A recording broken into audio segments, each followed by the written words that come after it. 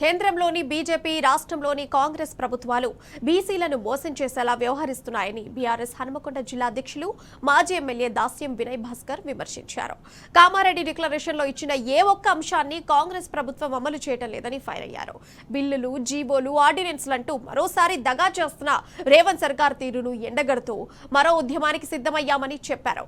ఈ మేరకు అన్ని బీసీ కుల సంఘాలతో కలిసి రేపు ఇందిరా పార్క్ వద్ద ధర్నా చేపట్టనున్నామని తెలిపారు.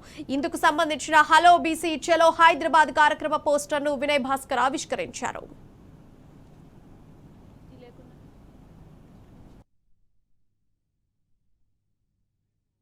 బీసీపీఎఫ్ ఆధ్వర్యంలో చలో హైదరాబాద్ కార్యక్రమానికి సన్నాహక సమావేశం ఈరోజు బీఆర్ఎస్ పార్టీ జిల్లా కార్యాలయంలో సమావేశం నిర్వహించడం జరిగింది. అన్ని కుల సంఘాల నుంచి కూడా సంఘ పెద్దలు కూడా ఈరోజు రేపు చలో హైదరాబాద్ కార్యక్రమాన్ని విజయవంతం చేయాలని చెప్పి నిర్ణయం తీసుకోవడం జరిగింది.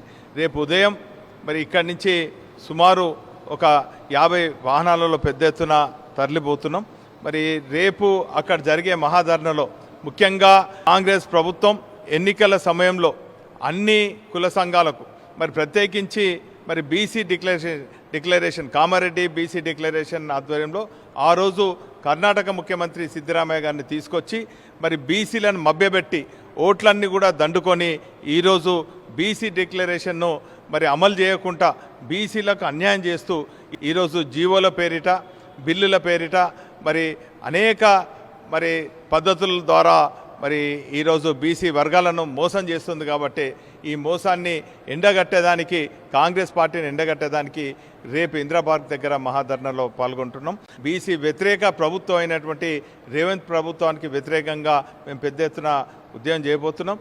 ఈరోజు కేంద్రంలో ఉన్నటువంటి బీజేపీ ప్రభుత్వం కానీ ఈ రాష్ట్రంలో ఉన్నటువంటి కాంగ్రెస్ ప్రభుత్వం ఈ రెండు కూడా బీసీ వర్గాలను ఓట్లు దండుకొని మోసం చేసింది. కాబట్టి ఈ రెండు ప్రభుత్వాలకు గుణపాఠం చెప్పే విధంగా కూడా పెద్ద ఎత్తున దశల వారీగా జిల్లాల వారీగా గ్రామాల వారీగా కూడా మేము ఈ బీసీ వర్గాలను ఐక్యత చేసి పెద్ద ఎత్తున పోరాటం చేస్తామని కూడా ఈ సందర్భంగా తెలియజేస్తాం.